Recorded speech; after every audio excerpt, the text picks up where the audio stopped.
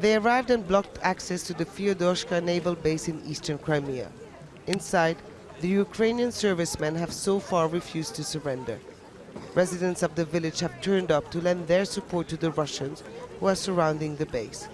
The Russian soldiers are leaving it up to the people to convince the Ukrainians inside to switch sides. The soldiers pledged to be loyal to Ukraine and to the real government chosen by the Ukrainians. Not Yatsenuk and his people. If they put their guns down and join the Crimean people, we will protect them and be very grateful to them. I hope they make the right choice.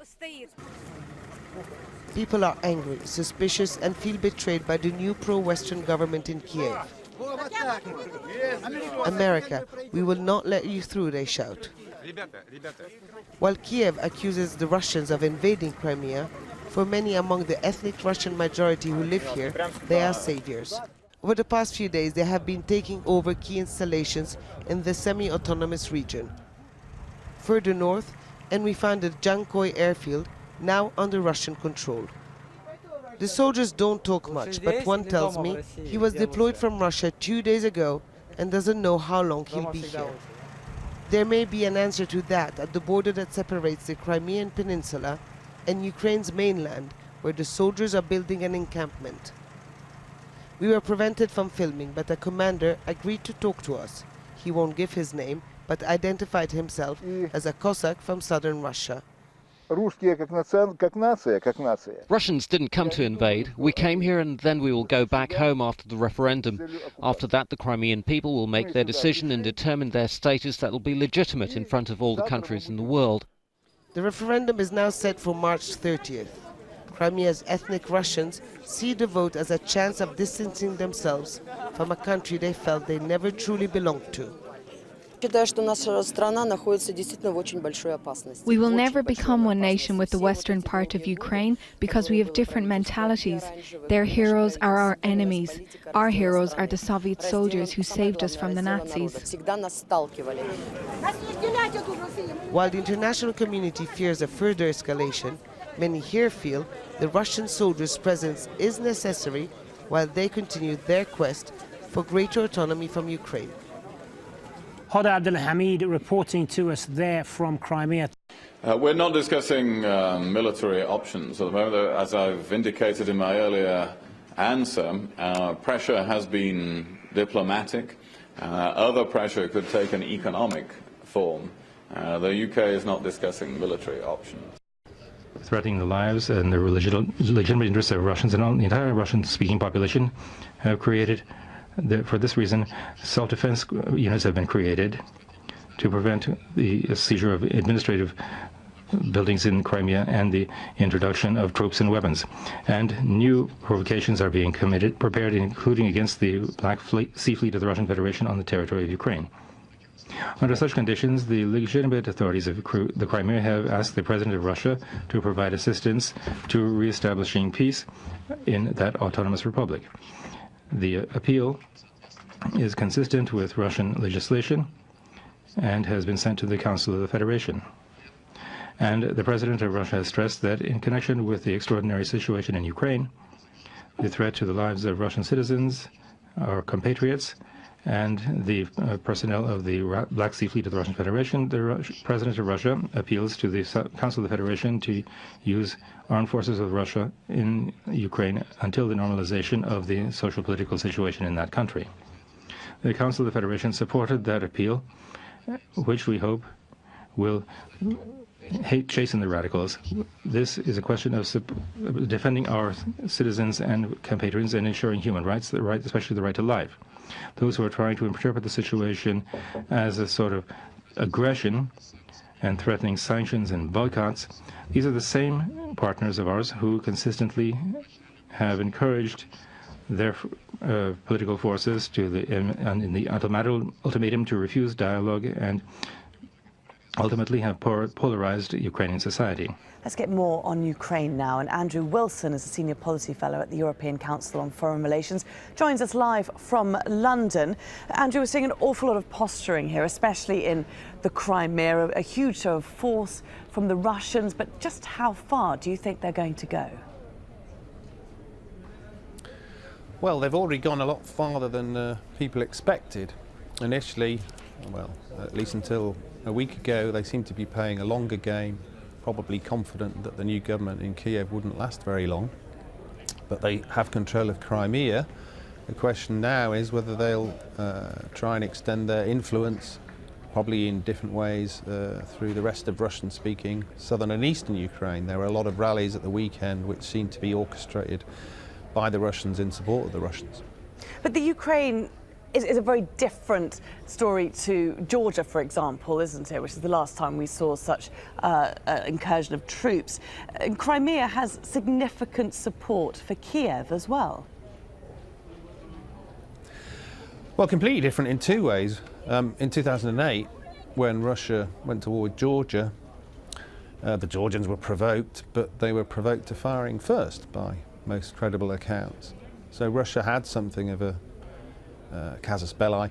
It doesn't really here. It hasn't really constructed a plausible cover story for its operation at all. The only Russian who's been killed in the current crisis was shot dead by snipers in Kiev. Crimea does have a majority Russian population, but about a quarter of the population are Ukrainians and about 13% are Crimean Tatar. They held a big demonstration in support of the authorities in Kiev last Wednesday, and the seizure of power seems to have been a response to that, to try and circumvent it. Looking ahead to today, we've got a foreign ministers, EU foreign ministers emergency meeting being held in Brussels. We just heard William Hague earlier in Kiev saying we'll have to look at that to see what consequences come out of that. What do you think they're likely to do? Well, nobody is really talking about a military response. That would, I guess, be up to the Americans anyway. Diplomatic measures are possible. That's not for all of the EU, because the favourite measure is the G8 meeting. Either we boycott that or we start meeting as the G7 without Russia. There will be protests. The EU are always good at strongly worded objections, often little wool. But the key thing is Russia's economic interests, particularly in the European Union. They already have the Nord Stream gas pipeline to the Baltic Sea. Now that benefits from certain exemptions under EU energy laws that can be looked at. And then the Russians are planning to build this second gas pipeline through the Black Sea into the Balkans. That hasn't happened. We can look at whether it should happen and whether it should have the exemptions that the Russians are kind of pushing for under EU law. There are things we can do to put the heat on Russia economically, at least. OK. Andrew Wilson, thank you very much for joining us there from London with your thoughts on the crisis ongoing in Ukraine. I'm Laura Kyle in Doha with the top stories here on Al Jazeera. Diplomats are compounding pressure on Russia over its military takeover of Ukraine's Crimean Peninsula. The UK's Foreign Secretary has visited Kiev, warning Russia there'll be consequences if it doesn't change course. Meanwhile, the EU is considering whether it'll impose economic sanctions on Moscow. Russia should be in no doubt about this. This is something that we take very seriously, that we have to take very seriously, because if this becomes the normal way of behaving in the world, of intruding upon and violating the sovereignty of neighbours, well then clearly that would be an even bigger crisis. Well, Ukraine's Prime Minister says his country will never give up Crimea. Similar sentiments are on show at the Feodoska naval base in eastern Crimea, where Ukrainian servicemen are refusing to surrender to Russian soldiers who have them surrounded. Both sides say they're working hard to avoid any shots being fired. He's the first high-level visitor since the new leaders of Ukraine called on their allies for help. The British Foreign Secretary visited Independence Square before going into talks with the government. The question facing Ukraine and the West, how to get Russia to pull its troops out of Crimea. For now, they're counting on political and economic pressure. Russia should be in no doubt about this. This is something that we take very seriously, that we have to take very seriously, because if this becomes the normal way of behaving in the world, of intruding upon and violating the sovereignty of neighbours, well then clearly that would be an even bigger crisis. A quick question for the Prime Minister, please. You've described a military invasion of part of Ukraine's territory. Are you satisfied that you're getting enough support? We try to resolve this crisis using only diplomatic and political tools.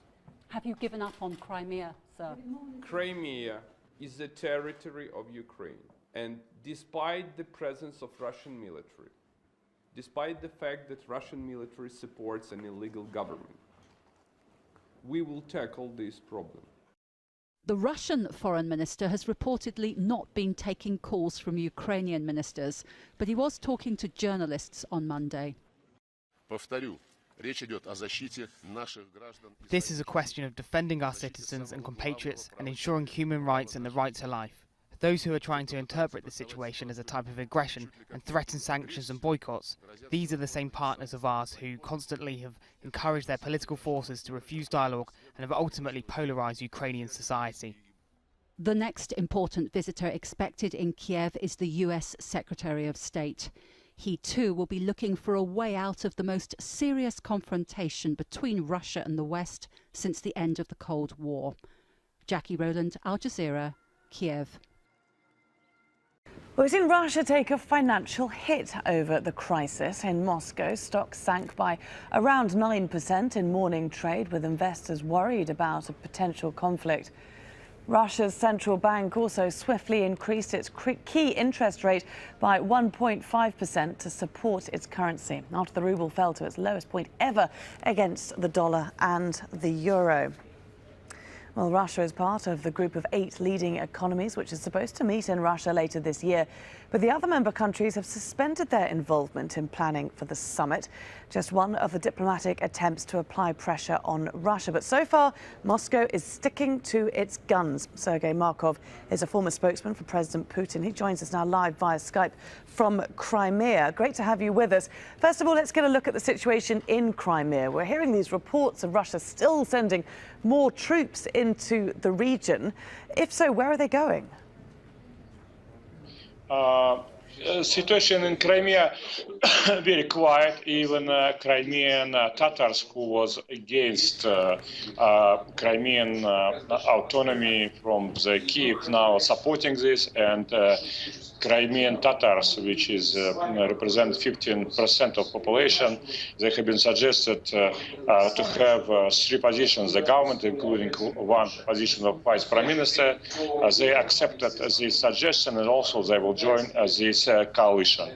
Russian troops are not going to take part in the Ukrainian politics. Russia don't want to take Crimea from Ukraine, for sure. We have a great amount of territories. We need so much more. So what exactly? I'm sorry, I'm just going to jump in, because if Russia doesn't want to annex Crimea, why has it got such a huge presence in there? Why is it ratcheting up these tensions at this highly sensitive time? It's very easily. Russia wants to protect Russian language citizens of Ukraine, where 60%, by the way, of the Ukrainian citizens, and they are under the pressure of terrorist groups, which is connected with a self-called government in Kiev now. We call it Kiev junta because they are illegal, absolutely. And Russia suggested political solution. What does it mean? First, democratic government. Democratic meaning coalition government, which should include a representative of the all parliamentary parties of Ukrainian parliament. Secondly, democratic elections. What it means, the elections which will be free from the pressure of neo-Nazist radical bands who are now terrorizing their political opponent. You use strong words there. You use words like terrorizing. You say you want that Russia wants to protect Russian lives, but protect them from what? Because so far there has been no threats on Russian lives. 1 Russian has died in Kiev amongst around 100 other deaths. Russian language people were saying they are under the pressure. For example, Party of Regions and Communist Party, all their headquarters have been taken by Nazis band and totally destroyed. Even house of the leader of the Communist Party of Ukraine have been fired, and as a result, they have no capacities to have own political activity. And they already one of the first law which have been adopted this illegal new government is banning of official using of Russian language. It's absolutely clear that these people who took power illegally in Kiev don't want to have any compromise. They want to suppress. They want tyranny. They want dictatorship, and they doing everything only by force. Let's look at the wider implications here for a moment. Let's look at the wider implications, because we've got the EU foreign ministers meeting in Brussels, an emergency meeting to discuss what action to take following Russia's incursion into Crimea. I mean, this posturing really puts Moscow at great odds with the international community. Is it not concerned? And of course, Russia don't want to have in conflict with international community, but at the same time, Russia can see that nobody wants to accept political solution. All responsibility for violence is on those people who don't want political compromise, but who want only to use violence. Russian some kind of invasion to Ukrainian politics is just because millions of Ukrainian citizens ask Russian support, ask Russia to protect them from terror. Political solution, Russia will have no any involvement on the situation. Okay. We ask political solution, meaning democratic government, democratic election, democratic constitution.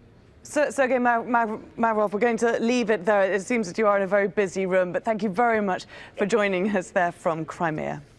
Well, let's talk to James Bays. He joins us from UN headquarters in New York. James, earlier we heard from the Ukrainian ambassador who spoke at the UN. He says Russia's deployed around 16,000 troops or so to the Crimea. What more has he been saying, James?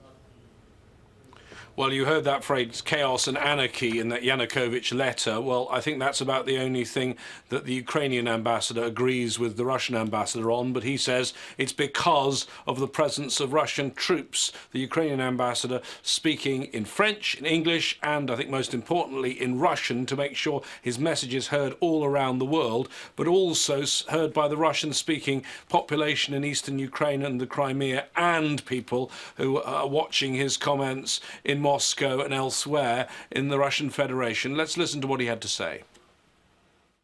As of today, beginning from 24 February, approximately 16,000 Russian troops have been deployed in Crimea by the military ships, helicopters, cargo airplanes from the neighboring territory of the Russian Federation. The Russian troops keep taking their attempts to seize, block and control crucial governmental and military objects of Ukraine in Crimea.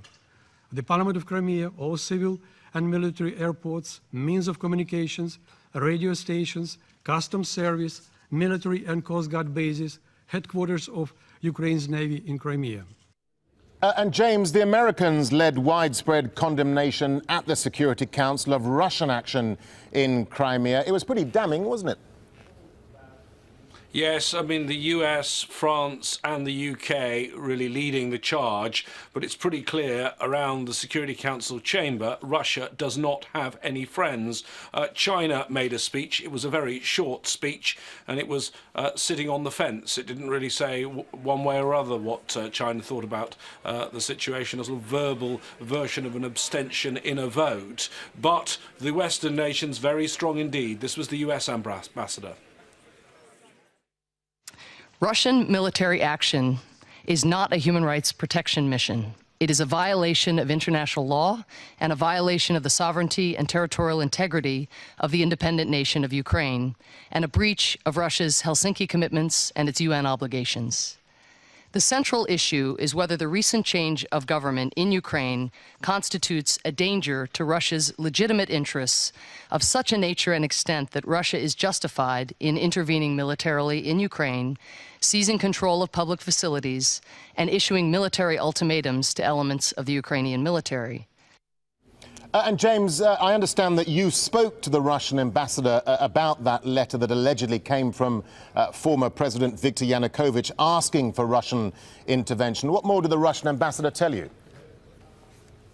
Well, I asked him whether he felt that that letter now was grounds for their intervention, that made their intervention legal, because when you look at the international law, which is in the UN Charter, it says you're not allowed to go and invade other people's countries. He said, well, Mr. Yanukovych, in his view, is still the legitimate president of Ukraine. So clearly that's the Russian position now, a change for the first time, an announcement that Russia has what it thinks is legal justification for involving itself in Ukraine. It has a letter from the man it believes is still the legitimate president, and that it believes means it's acting within international law. All right, James Bayes there at UN headquarters in New York. James, thank you. Well, the European Union also says its member states will consider targeted measures against Russia if it doesn't pull its soldiers back to their bases in Crimea. EU Foreign Policy Chief Catherine Ashton made the statement after an emergency meeting of EU foreign ministers in Brussels. She called on Russia to withdraw its troops or face possible EU sanctions. In the absence of de-escalating steps by Russia, the EU will decide what the consequences will be for bilateral relations between the European Union and Russia.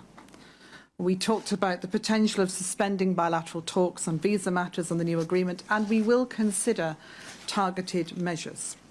Al Jazeera's Jackie Rowland joins us now from the Ukrainian capital, Kiev. Jackie, reports that more Russian troops have been arriving in Crimea. This is, of course, against the backdrop of OSCE monitors being deployed on the ground. But, Jackie, big questions remain as to the role and mandate of the monitors. Yes, I mean, that really is the crucial question, because they need to know exactly what their mission is, what is required of them, what results they're expected to achieve. Also, what territorial, geographical, from a point of view, where they'll be able to deploy, whether it will be all over the territory of Ukraine, whether they'll be able to go into Crimea, whether they would have access also to towns in the far east of Ukraine, where there are predominantly Russian populations that predominantly owe allegiance to Russia. And the other question as well, who would cooperate with them? Would they have the full cooperation of all the parties to this confrontation? And until all of those questions have been answered, it's really difficult to see what kind of impact an OSCE monitoring mission could have in terms of trying to achieve the stated aim of de-escalating the situation here. And Jackie, what about the fledgling government there in the Ukrainian capital where you are? I mean, how are they likely to respond to reports of this Russian ultimatum that they're coming to get the Ukrainian Navy unless they surrender? I mean, how worried are people there?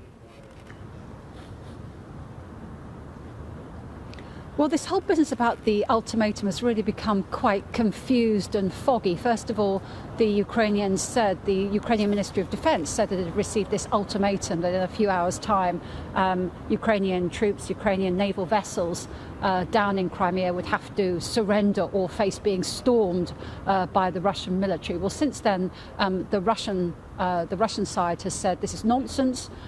We never issued any ultimatum. But the fact that it did do the rounds here in Kiev, I think is really an illustration of how nervous people are, how twitchy they are, and really a reflection of the fact that there's a tense period of anticipation here. People are waiting to see what the next move might be. They're expecting that the next move will be made by the Russians. I think in many ways the Ukrainians themselves, although they won't admit it, actually feel quite impotent, certainly from a military point of view. So it's a sort of waiting game, and obviously in this kind of atmosphere, people are very nervous and will react to the slightest rumour or report. All right, Jackie Rowland. The third Security Council meeting about Ukraine in 4 days. This time it was called by the Russian ambassador, and it soon became clear why. Vitaly Churkin had a letter from deposed President Yanukovych. Госпожа председатель, Russia is accused by many of the other Security Council members of invading Crimea. No, said Ambassador Churkin, we were invited in. It prompted strong condemnation from other ambassadors. Russia has every right to wish that events in Ukraine had turned out differently, but it does not have the right to express that unhappiness by using military force or by trying to convince the world community that up is down and black is white. The Russian representative claims that Mr. Yanukovych has called for Russian military intervention. We are talking about a former leader who abandoned his office, his capital and his country. The idea that his pronouncements now convey any legitimacy whatsoever is far-fetched and of a keeping with the rest of Russia's bogus justification for its actions. After the meeting, the Russian ambassador spoke to reporters. That letter you got there, do you believe that letter makes your military intervention in Crimea legal? Well, we believe that the person who we believe legally is president of Ukraine also shares our concerns, shares the concerns of large segments of the Ukrainian population about what is going on, and is appealing to Russia to use our armed forces in order to change the situation and to prevent the situation from further deteriorating. Western nations say Russia invaded Crimea, a breach of international law, and this the UN Charter. Now Russia has produced this letter, which says it got a request from the man they say is still the legitimate president of Ukraine. A global crisis, difficult and still dangerous, just got more complicated. James Bays, Al Jazeera at the President Obama strongly condemned Moscow's incursion into the Crimea and said that steps to isolate Russia diplomatically and economically will be examined if there is no change in policy. But he also stressed that he was aware of the need to provide security for the Russian-speaking population of Ukraine. If, in fact, their concern is that the rights of all Ukrainians are respected, if, in fact, their primary concern, as they've stated, is that Russian speakers and Russian nationals are not in any way harmed or abused or discriminated against, then we should be able to set up international monitors. For 48 hours, critics of President Obama have hammered at the administration's lack of punitive action against Moscow. For them, this is just the latest example, after Syria, of President Obama appeasing traditional foes and weakening the standing of the United States. We can enact our economic sanctions. We can, there's a broad array of options that we have. Why do we care? Because this is the ultimate result of a feckless foreign policy where nobody believes in America's strength anymore. However, some argue that it's not in the US's strategic interest to delve into conflict, financial or otherwise, with Russia, and that if it did, it may find itself on its own. The EU does view it in that way, views the economic situation as being important, the supplies of fuel coming into Western Europe from Russia. And I think if the United States were to try to take an even harder line position, what the Republicans are suggesting for President Obama, that the EU would probably not go along. President Obama said that Secretary of State Kerry will focus on Ukraine's economy while in Kiev. In the meantime, any action against Russia will be closely coordinated with the European Union. Shihab Rotansi, Al Jazeera, Washington. I'm Elizabeth Haranum with the top stories on Al Jazeera. Russia says its actions in Ukraine are the response to a cry for help from the ousted president. At a tense meeting of the UN Security Council, the Russian ambassador produced a letter from Viktor Yanukovych asking Moscow to send a military force. Russia says the letter justifies its increased military presence in Crimea because Russian-speaking citizens are facing violence and persecution. James Bays has more from the UN. Once again, deadlock around the Security Council table, and you have got Russia making its position clear. It invited the other members to this meeting, and it was clear pretty soon why. They've got this letter which they say proves that they're not invading Crimea, they were actually invited in. But the other ambassadors say the situation is pretty clear in international law. They say the UN Charter says you can't go into other people's country with military force, and they say what Russia is doing right now in Crimea is an act that breaches international law.